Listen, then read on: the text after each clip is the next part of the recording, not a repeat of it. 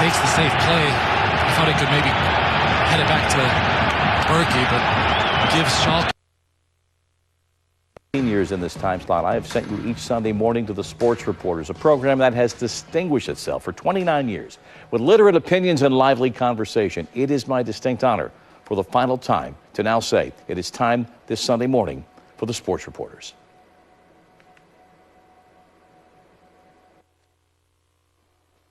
I'm Mike Lupica, and here are today's Sports Reporters. I'm Bob Ryan of the Boston Globe. Does anyone remember when teams based in Canada actually won the Stanley Cup? I'm Bill Rhoden of ESPN's The Undefeated. I never thought I'd ever say this about one of the richest teams in sports, but the New York Yankees are not only a surprise, but they're a feel-good story. I'm Mitch Albom of the Detroit Free Press. We may be a nation divided on politics, race, economy, or technology, but one thing we can all agree on: nobody should pay $495 for a Lonzo Ball sneaker, if only to teach his embarrassing father a lesson. While the Cavs and the Warriors, two heavyweights of their sport, are on a collision course for what we keep calling the NBA version of Ali Frazier 3, there continue to be fascinating stories on the undercard, particularly with the Spurs, who have shown some punch of their own after getting belted around their home court in Game 1 of their series against James Harden and the Rockets.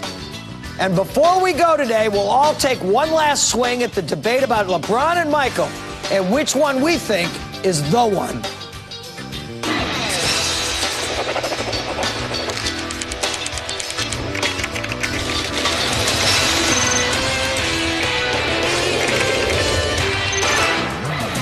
The Sports Reporters is presented by Liberty Mutual Insurance.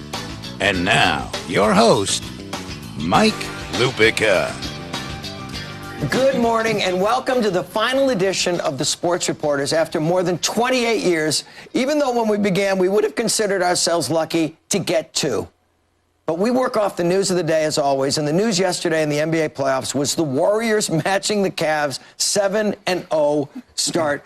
Mitch, have you ever seen anything like this, and do you think any of them will lose a game before the finals? Maybe a game or two. And we did see it was fairly close last year. I mean, the Cavs were 8-0, and the Warriors, I think, were 8-2 when they finished the first round. But it's in this age of sports where everything seems to surprise you when you pick your favorites. This one does seem to be following the chalk, and it does look like we're going to have a rematch of the finals. Yeah, you know, I've been going down through the Rolodex and trying to think of something like this as, you know, Bob, and then really I haven't. Not when you have two dominant teams like this consistently, and even when people kind of predict that they're going to meet, I'm like, come on, this is really sports. You know, you can't predict it. But every time you see these guys just turn it on, you think that they are clearly, I mean, by far, the two best teams. The first possibility would be the Celtics and the Lakers in the 80s, who played in the finals 3 out of 4 years at one stretch. And yet, I think if you look at it closely, each of those years, there was one team maybe had an easy march to the finals and the other did not. And but the mutual dominance, such as we're seeing here, is, I think, unprecedented historically. And Mitch, we've been talking about this. If they do, and, you know, something could still happen. If they do, it'll be the first time in the history of this sport that the same two teams played in the finals 3 straight years. Yeah. And, you know, the Cavs had their stumble. It just came at the end of the regular season. Right. Often what Norman happens is the first round of playoffs, you're kind of getting yourself in gear, and maybe you don't take a team seriously enough. But the Cavaliers, to me, are the biggest story because, honestly, first of all, they weren't the #1 seed going in. We all remember that. And they just looked like they were getting in their own way.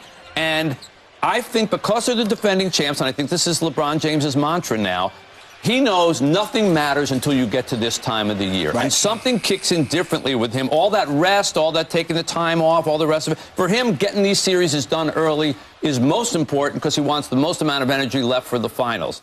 And what makes so interesting, you're listening to all this, and how many, they make everybody look ridiculous. So now they're talking about every round, who to fire. You know, oh, we got to fight. And in the end, now they're talking about Dwayne. You know, I said, listen, man, you're talking about a team that's at a whole nother level. Don't start getting rid of people. And to your point, Mitch, when you've got a guy like LeBron James, and this is what I think is going to give him the edge against Golden State, he's two people. You know, when you count him, I mean, he is clearly the most unguardable person, I think, and at least in the period that I've been watching it. So it's just, again, getting back to my original point, I think that they're on a collision course, but I do like Cleveland because of LeBron. And Bob, you know, when you look at these two teams, say it is them in the finals again, the matchups obviously will favor the Warriors. But to me, you still got to get 4 games off LeBron James. Right. And that's exactly right. I mean, he is at the peak of his powers. I mean, and everything has come together with him now, for him now. And Irving is a handful, too. Right. There's no question about that. But I'll say this. I don't think they're going to have any trouble getting to the finals. No matter who emerges between Boston and Washington, they're not going to. They're going to be a speed bump. Just as the other side, though, we have some intrigue about. First of all, Houston and San Antonio. Good luck trying to handicap that one. What a fun series! I mean, it's going to be something. And although the loss of Parker, I know he's not the Tony Parker of yore, but the fact is he still was an integral part of what they did, and I don't know how they're going to make up for that. That's unfortunate. The Spurs have become. You know, for the years where we watched them, where they were Tony Parker managing them, they're a guard-oriented team. Yeah. Now, all of a sudden, it's the forward position. Oh. You know, it's Leonard and finally Aldridge. If they're going to win, they're going to have to. They did have a pretty good guy. Yeah, they had a guy in the center, but, you know, he was there every year. But, I mean, in terms of the little guys versus the big guys, they're going to have to win from the forward position. Now, I agree with you. I think losing Tony Parker is a big deal. But, you know, it just also shows the gap between the 1 and the 8 and the 1 and the 7 and the 6 and the 4. And we happen to be in a time where, okay, maybe Cleveland wasn't the 1 seed, but they were. They're the best team in the East. They were. The best team in the East and the best team in the West are head and shoulders above the teams that are below them in their respective divisions. And Bill, you know, we talk a lot about the undercard because the fact is it is the undercard. But there's a guy playing for the Wizards. As wonderful as the Isaiah Thomas story has been, John Wall has moved up in class during these playoffs. No, John Wall absolutely has. I mean, he is the reason. Whenever you say that about him, he is the reason why they are where they are. No, John Wall has been tremendous. But let me just say one thing. Bob Ryan said something on the show about Popovich, and he called him. He thought he's one of the greatest coaches ever. And I said, I don't know. You know what? I agree. Yeah. I agree. He absolutely is. So you're saying you've decided Pop is no flash in the pan. I think he's earned his Spurs. It's the last show. It's good to come to these kind of big decisions, you know, get them out of the way. But I mean, seriously, I think that D'Antoni, great regular season coach, but I think he's in trouble. I think he's in trouble because whether it's Parker, whomever, and that's always the earmark of somebody. What is I could beat you with mine. I could beat mine. You know, I really think that he's found a way, regardless of who is there, who are the pieces, he's found to configure them all to beat you. You know, a couple other things happened in sports yesterday. Always Dreaming won the Kentucky Derby, a terrific Kentucky Derby. And if you watch the end of the Senators-Rangers hockey game, okay, Saunders, we're talking about hockey, it looked like there was a whole horse race coming at Henrik Lundqvist at the end of the game. Coming up, we'll all take a look at who's been our favorite athlete across the run of this show. But first, we'll take one last run at deciding which one we think is better, Michael or LeBron.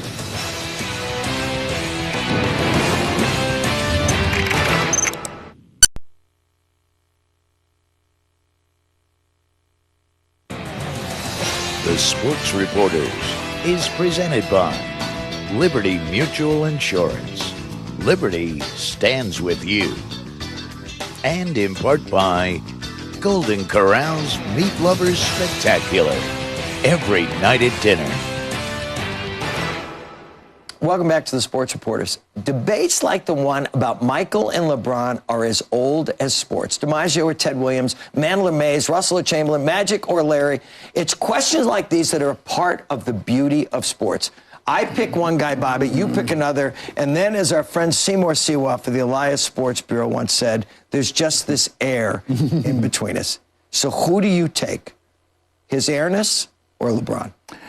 Michael Jordan's the most ruthless competitor at a high level with a high level of talent that the game has ever known. Right. So the simple answer would have to be, for my life, I would take Michael Jordan. I would rather watch LeBron James. And let me just say this. The difference between the two, in my mind, is that Michael didn't win the whole thing until he learned how to share. And LeBron didn't win the whole thing until he learned how to accept the responsibility of being the best player on the floor and act accordingly. That's well said. you know, I have studied these knowing we were going to do this segment, studied all the numbers, and, you know, you can make a case that LeBron is going to end up with a bigger stack of points and assists and all the rest of it when he's done. Michael probably is going to end up with more championships. Yep. It's hard for LeBron to win 3 more at his age. But so I look at the things that they didn't have in common, okay? LeBron James didn't disappear for a couple of years in the middle of his career to go play baseball, and we'll never know what Michael Jordan could have done. He did that. Michael Jordan didn't have to get used to a different coach in a bunch of different towns and didn't have to lift up as much assorted talent as LeBron James has had to. Michael got to play with a pretty steady cast. Yeah, I know that it changed over the years, and Rodman came in a different guy. But the kinds of cast that LeBron James has had to deal with in different cities and different times, LeBron wins in terms of being able to lift all boats and manage to get to a championship. Michael didn't have to do that, so I give LeBron the slight edge for that. I ask you guys a question. Why isn't Kobe Bryant in this? Because he's not as good as either one of them. Okay. So, now. Got that off the chest. Direct answer. Got that off the chest. I just thought I'd ask the question. Now, you know, you mentioned ruthless competitor of Jordan, and you're absolutely right. I tend to look at these things as an evolutionary thing, Joe Louis or Ali. Well, it's an evolution. Having said all that, I'd really take LeBron in terms of the size. He's moving. He's a truck moving like a gazelle. The way, and you're absolutely right. He's never had, except the time when he played with Dwayne Wade. He's never really had the full great compliment. So I would take LeBron. I would take LeBron. Bob, you have covered pro basketball basically since you got out of Boston College. Yeah. Okay. Have you ever seen any other player besides LeBron who impacted a single game in as many positive ways as he does? No, because of the offense and defense thing. I mean, there were times when, in the Bird Magic era, when that was the great debate, and they were the two before Michael came along who either were the greatest player. Bird could dominate a game without taking the shot. And so could Magic. But when you add Larry with whatever accuse him of being a great individual defender, so that he's not in that discussion. No, this guy has Karl Malone's body with a game that combines in some way, shape, or form Magic, Michael, and Larry with Karl Malone's body. That's an interesting package. It's our last show. Put this on a continuous loop. I agree with Ryan. If I had to pick one of them to play for my life, it'd be Michael. Now, coming up next, all 4 of us will talk about which athlete has been the one for us over the past 3 decades.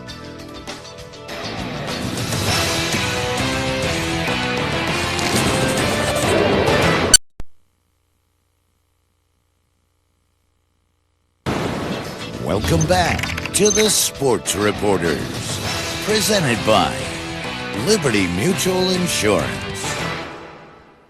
My friend Bill Hines, one of the great sports writers of all time, once wrote that Sugar Ray Robinson was a form of social security for him because he was convinced no one would ever see an athlete quite like him. So Sugar Ray was the one for Bill Hines. Bill Rhoden, when you look back over the years since we started this show, who's the one for you? I'm going to take license and give you 2. Venus and Serena, in terms of just pure dominance. And since I'm confessing today, I'd have to put Tom Brady. I mean, really. I mean, this guy, really? no matter whatever, this guy is in the run of our show is the most dominant winner of all times. So Tom Brady, Venus and Serena. I took the assignment to mean, teacher, that, if you wanted to talk to, some young guys coming up about somebody that you saw that they're never going to see, I chose Magic Johnson. Because Magic Johnson redefined the whole position. Nowadays, it's no big deal for a 6'8", 6'10" guy to be a point guard. It was when Magic Johnson came along. Nobody did what he did. And coming off of the Michigan State thing, playing in my backyard, then doing what he did instantly in the NBA. I mean, winning right out of the gate, playing center for a game when Jabbar couldn't play. And then you realize, when you look back in his career, he got shortened in a way that most guys don't. At 31, he announced that he's HIV positive, and he becomes a whole other kind of person. And the first athlete to take a certain kind of responsibility with that sort of thing and come out and say, okay, I messed up in my private life, but I'm now going to become a symbol for this. He came back, you remember, a few years later, trying to make a comeback. He was a guy who was so beloved, and yet people were afraid to play with him because he might bleed on them or sweat on them. So I think for the totality of that, and to keep the personality that he's had, my one would be Magic Johnson. Okay, America, remember, it's a guy from New York that took Tom Brady, okay? just so you know that. Now, my answer, I was 10 years into my writing career, 10 years covering pro basketball, and along came this guy, Larry Bird. And I equate it to this. It was to me as if I had signed up for an art course, not knowing who the teacher would be, and into the classroom walked Michelangelo, okay? That's the way it struck me. If I could relive, I'm interpreting this to mean, if you could do it all over again, who would you want to watch again? And continually. For me, and my experience, my love of basketball, I like to think self-centeredly appreciation of basketball. Larry Bird was the individual microcosm of everything I loved about basketball. And it was such an utter and complete privilege in my mind to be able to cover him and to write about him. And I like to think I did maybe some of my best writing about Larry Bird. You know, it's funny that Bill brought up Tom Brady, because Mitch and I spoke the day after the Super Bowl this year. And I said to him, what happened in the second half in Houston is why we've always loved doing what we do. Yeah, right. For sure. And you know what? I agree with you and me. So they're all good ones. That's right. That's right. Michael's my one, and I'll tell you why. Because I once saw him 2 weeks after minor league baseball and being away from his sport, come into Madison Square Garden and score 55 points against the New York Knicks. It's one of the greatest things I've ever seen. Now, you can catch one last look at our show today on ESPN2 at 10:30 and later on ESPN News. And coming up, our parting shots will reflect on what the sports reporters meant to each of us. Ooh.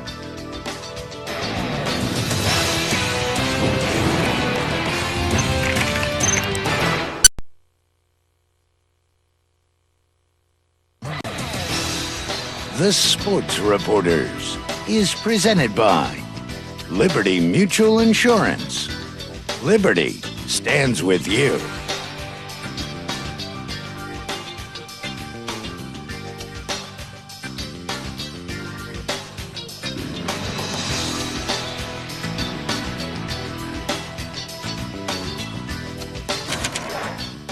Well, as Yogi Berra once said, I'm sorry this moment became necessary. Time for our parting shots, and Bob Ryan leads off. The Sports Reporters. One day you're a schlumpy sports writer, and the next day a ball player named Gene Larkin, unaware that he will soon drive in the winning run of an epic World Series, is introducing himself to you, not the other way around. First, the Sports Reporters. 12 years sitting next to the incomparable Dick Schaap, and 15 more in the comforting presence of the great John Saunders. The Sports Reporters, working with Mike Lupica, whom I've known since he was 18, is like my little brother. And Mitch Albom, a great columnist, superb radio talk show host, musician, phenomenally best-selling author, and most of all, a humanitarian who runs an orphanage in Haiti. And Bill Rhoden, a great writer and greater guy, and the only one here who has actually accomplished something athletically, having played football at Morgan State. Oh, check that. Michael here is a single-digit handicap golfer. He is. I'm not lying. All right, now, we owe it all to our friend and boss, Joe Valerio, who has run this show with class for nearly 3 decades, and, of course, to you people out there.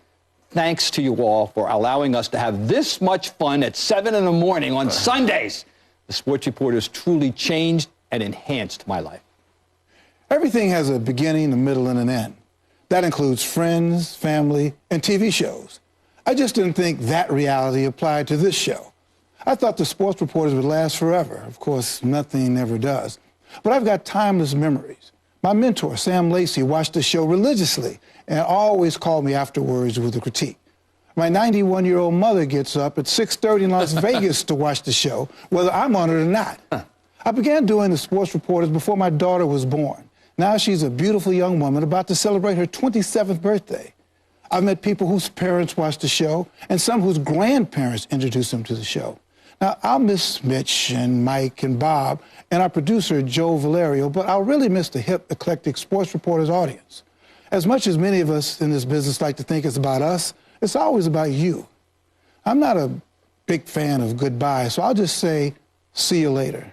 And thank you. Before screaming became the rage, before it was unwise to act your age, before you got famous for the worst thing you said, before we all had less hair on our heads, before hosts were walking or throwing around balls, before there were ads about life in the halls, before there were PTI, First Take and such, before they were them, they were once us. Before you got sports by checking an app, there were Sunday mornings with 3 seats and Schaap.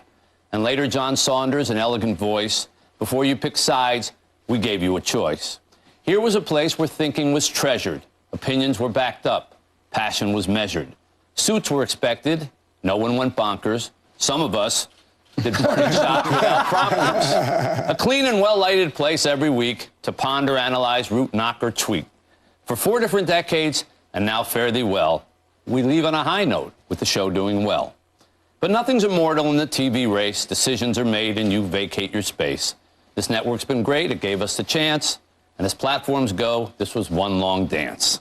We came in as writers, we're still that, and friends. We may start a podcast, as some recommend. So thank you, no maudlin goodbyes. And now, for the first time, we'll loosen these ties. Bill's right. No television show lasts forever. We certainly never thought we would on the Sports Reporters. But we've tried to do today what we've done for a long time on Sunday mornings. Discuss the games and issues and drama of sports in a way that made you feel as if you were part of our conversation. And somehow we were able to conduct that conversation without making the discourse as loud and mean as so many have become in the public square. It started with being among friends. Joe Valerio, our producer, once helped me get my first sports writing job in New York. Before the show moved up here to Bristol, Rob Cowan, our first director, directed the show for 20 years. Bob Ryan is my big brother and was one of the first people in the business to take an interest in me. Our conversation has been going on since I was in college. Mitch and I first met at the Los Angeles Olympics in 1984, and Bill Rhoden and I have been working sports in New York for a wonderful long time. And of course, the legacy of the Sports Reporters here is far more than our own. Dick Schaap, a genius of our business, sat down in this chair once and made the show something of substance the moment he did.